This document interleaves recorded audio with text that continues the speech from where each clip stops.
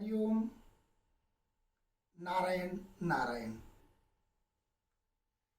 भगवान विष्णु, जगत के पालनहार भगवान विष्णु की कृपा आप सबों के जीवन में पूरे परिवार पर निरंतर बनी रहे। आप सदैव आनंदित रहें, इसी शुभकामना के साथ आज हम बात करेंगे विजया एकादशी के संबंध में। श्रद्धालुओं का अनेक अनेक संपर्क फोन के माध्यम से और जैसे भी इस माध्यम से होता रहा, तो उनका उत्तर भी इस बात में, इस मुलाकात में हो जाएगी। तो विजया एकादशी मतलब अर्थ कहा जा सकता है। यूँ तो साल में 24 एकादशी होते हैं। प्रत्येक मास के 2 पक्ष और दोनों पक्षों में एकादशी होते हैं। फाल्गुन मास कृष्ण पक्ष की एकादशी जो तिथि है वो विजया एकादशी के नाम से जानते हैं। विजया एकादशी की विशेषता यह है कि जो व्रती विजया एकादशी का व्रत करते हैं उसे सर्वत्र विजयी प्राप्त होता है। वो प्रत्येक क्षेत्र में उसे सफलता मिलती है और प्रत्येक क्षेत्र में वो विजयी प्राप्त करता है। ग्रह आदि के दोष वगैरह भी नहीं लगते हैं। जिनकी जन्म पत्री में कहीं ग्रहों की प्रतिकूलता रहती है, तुलनात्मक ढंग से एकादशी व्रती के जो ग्रह की प्रतिकूलता में भी न्यूनता आती है। जन्म पत्री में चंद्रमा के बुरे प्रभाव में भी न्यूनता आती है, उसमें बहुत हद तक कमी आ जाती है। वैसे कोई भी एकादशी करने वाले व्रती जो श्रद्धा भाव से निष्ठापूर्वक एकादशी का व्रत करता है, कई प्रकार के भगवान उनके अंदर में उनकी कृपा प्राप्त होती है। किंतु जैसा भी मैंने बताया कि विजयी प्राप्त होना, ग्रह आदि का दोष वगैरह नहीं लगना और चंद्रमा के बुरे प्रभाव से बचना, यह विजया एकादशी की महिमा है। 9 मार्च मंगलवार के दिन इस बार विजया एकादशी है,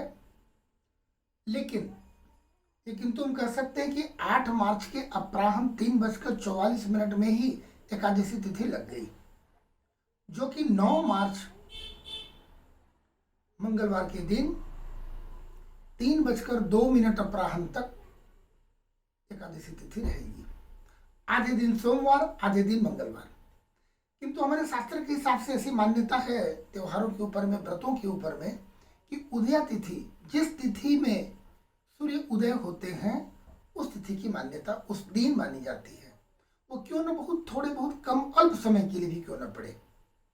इस बार भी मंगलवार के दिन आधे ही दिन है एकादशी, किंतु मंगलवार को ही मानेंगे, क्योंकि मंगलवार की प्रातः जब सूर्य उदय हो रहे हैं तो उस समय एकादशी तिथि है। जबकि 8 तारीख सोमवार के दिन जब सूर्य उदय हो रहे हैं तो उस समय 10वीं तिथि थी। इसलिए इस बार 9 तारीख को ही मान्यता है। और इसके पारण की भी बात करें कि व्रती को पारण करने का समय अगले दिन 10 मार्च बुधवार के प्रातः लगभग 6:02 से 8:30 बजे के बीच पारण कर लेनी चाहिए। यह भी स्मरण होगा आपको अवश्य कि द्वादशी के ही अंदर पारण कर लेना चाहिए। द्वादशी तिथि कभी भी समाप्त न हो, उसके बाद ऐसा हो। भगवान तो पालनहार है और इतने दयालु हैं, इतने वो भक्त वत्सल हैं कि उनकी कृपा को मुख से, शब्दों में इसे वर्णन करना तो ये तो अवर्णीय है, ये शब्दों में कहा नहीं जा सकता है। किंतु भक्तों की भाव है, जब बातें होती हैं तो प्रभु का गुणगान किसी प्रकार से होना चाहिए। कुछ श्रद्धालुओं का प्रश्न आया कि महाराज जी पूजा कैसे की जाए, कौन से पुष्प चढ़ानी चाहिए, कैसा नैवेद्य चढ़ानी चाहिए। तो मैं इस विषय में थोड़े कम समय में ही मैं आपको ये बता दूं, लौकिक दृष्टिकोण से अगर पूजा करते हैं तो प्रभु को पीत रंग का यानी पीले रंग का पुष्प उन्हें प्रिय है और पीले प्रसाद, केले हो, गुड़ हो, इन चीज़ों का, चना दाल का, इस प्रकार से कोई नैवेद्य बनाकर या फल या ऋतु फल वगैरह प्रभु को समर्पित करनी चाहिए, वो प्रसन्न होंगे। और पूजन विधि की बात भी हम लोग एक बार कर लेते हैं। तो सबसे पहले क्या है कि एकादशी के दिन प्रातः काल यानी सूर्योदय के पूर्व ब्रह्म मुहूर्त में व्रती को जागकर स्नान आदि से निवृत्त होकर साफ वस्त्र धारण करें और अपने पूजन स्थल में एक भाव से सुंदर सा एक वेदी का निर्माण करना चाहिए। उसमें सप्तधान यानी उड़द, मूंग, गेहूं, चना, जौ, चावल और बाजरा, इन 7 पदार्थों को सप्तधान कहते हैं। सातों को मिलाकर सप्तधान के ऊपर में एक कलश को स्थापित करें और कलश के ऊपर में आम्र पल्लव 5 पत्ता आम का वो लगाएंगे और उसके ऊपर में भगवान की प्रतिमा या भगवान विष्णु के चित्र को स्थापित करेंगे। श्रद्धा भाव से पंचोपचार, षोडशोपचार से धूप, दीप, नैवेद्य, गंध, धूप आदि से भगवान को उपचार करेंगे। हृदय को समर्पित करते हुए तुलसी दल आवश्यक है, तुलसी दल अवश्य समर्पित करेंगे और पूजन करेंगे। मंत्र जाप की भी बात करूं, ओम नमो भगवते वासुदेवाय। इस मंत्र की बखान को वर्णन करना बहुत दुर्लभ है, किंतु ये कहा जा सकता है बातों बातों में कि जो इस मंत्र का जाप करता है, देखिए मंत्र जाप को ये गारंटी कहीं एग्रीमेंट नहीं मान ले हम कि हमने मंत्र जाप किया भगवान से, ये हम इस प्रकार की दावा ठोक दे, क्लेम कर ले। भाव की बात है, जैसे भाव होंगे उसी भाव के हिसाब से भगवान है। भगवान को क्या चाहिए, हम जितने धूप, नैवेद्य, पंचोपचार, षोडशोपचार विधि से, सैकड़ों उपचार विधि से भगवान को पूजन करें, यदि हमारा हृदय शुद्ध नहीं है, समर्पण भाव नहीं है, तो भगवान नहीं, भगवान तो भाव के भूखे हैं। और हम उन्हें समर्पित कर भी क्या सकते हैं। हम अगर फूल भी लाते हैं 108 माला क्यों न चढ़ा दे, हम तो उनके ही बागीचे से पुष्प लिया और आपके चरणों में समर्पित किया। कहीं ना कहीं चालाकी है। यदि किसी कारण से पुष्प उपलब्ध ना हो तो मैं क्या करूं, बड़ी चिंता का विषय है। तो भक्त चिंता में पड़ जाते हैं। तो तेरा तुझको अर्पण, मेरा तो कुछ भी नहीं। ये शरीर पर भी अपना आधिपत्य, अपना स्वामित्व नहीं है। एक चीज अपना अवश्य है, वो है हमारा हृदय। अपने हृदय कमल को भगवान के, प्रभु के चरणों में समर्पित करना, यह सबसे बड़ी बात है। और मंत्र जाप ओम नमो भगवते वासुदेवाय, यदि एक श्वासों के साथ में एक रिदम बनाकर ओम नमो भगवते वासुदेवाय इस मंत्र को यदि साधक साध ले तो फिर जीवन सफल है। मनुष्य योनि में आने का तात्पर्य मोक्ष प्राप्ति कहा जा सकता है। कहीं एग्रीमेंट की बात नहीं है, पर यह विश्वास की बात है, मान्यता की बात है। श्रद्धा भाव से निष्ठा पूर्वक जो भक्त ओम नमो भगवते वासुदेवाय का अपने जीवन में अचपा जप यदि साध लिया तो मोक्ष प्राप्ति का मार्ग प्रशस्त हो जाता है। आज की पीढ़ी के लिए उनकी भाषा में अगर समझाई जा सकती है कि वहां पहुंचने का जो चाबी यानी पासवर्ड है वह है ओम नमो भगवते वासुदेवाय।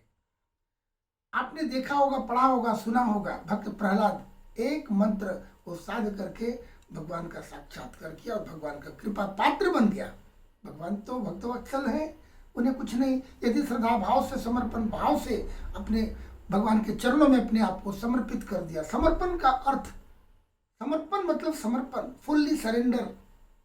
जिस प्रकार एक माता के ऊपर में एक बालक समर्पित होता है, तो माता को चिंता है कि बालक को कब स्नान कराना है, कब सुलाना है, कब जगाना है, किस प्रकार से उसकी रख रखाव करनी है, कब उसे थोड़ा जलपान देना है, कब भोजन कराना है, कब दूध पिला देना है। बालक को कोई चिंता नहीं। माता बालकों को दुग्ध पान कराने भी जाती है तो बालक कहीं भाग जाता है, शरारत करके भागता है और माता को बड़ा आनंद आता है। वो बड़ा इतरा के, मेरा बच्चा तो बड़ा शैतान हो गया है बोलकर पीछे पीछे भागती है और उस बालक को लाकर बड़ी दुलार करते हुए, पुचकारते हुए अपने सीने से लगाकर फिर उसे दुग्ध पान कराती है। भाव है कि बालक की किसी प्रकार की चिंता नहीं है कि मुझे भूख है और मेरी माता मुझे दूध या कुछ जलपान देंगी। चिंता यह माता को है कि हमारे बच्चों को भूख न लग जाए, उसे किस प्रकार की भूख की पीड़ा न सहनी पड़े, क्योंकि बालक वह समर्पित है, फुल्ली सरेंडर माता के ऊपर में। तो यदि कोई भक्त निष्ठा पूर्वक, ईमानदारी पूर्वक, श्रद्धा भाव से भगवान के ऊपर एक विश्वास के साथ, अटूट विश्वास के साथ समर्पित हो जाता है, तो भगवान अपने चरणों में स्वीकार कर लेते हैं। और जब भगवान स्वीकार कर लिए तो मनुष्य योनि में, जो 84 लाख योनि के बाद मनुष्य योनि में जब आने का जब अवसर मिला है, तो मोक्ष प्राप्ति ही एकमात्र लक्ष्य होनी चाहिए भक्तों को, और वो मार्ग प्रशस्त हो जाता है। बड़ी आनंद का विषय है। बातें जितनी, राम कथा को जितनी भी की जाए, ये तो कथा अनंता, इसका कोई अंत है नहीं। किंतु इस मुलाकात में बस इतना ही स्मरण करा दूं। विस्तृत जानकारी, कोई विशेष जानकारी के लिए अति आवश्यक हो तो मेरे इस नंबर पर, जो मेरा नंबर अंकित किया गया है, उस पर संपर्क किया जा सकता है।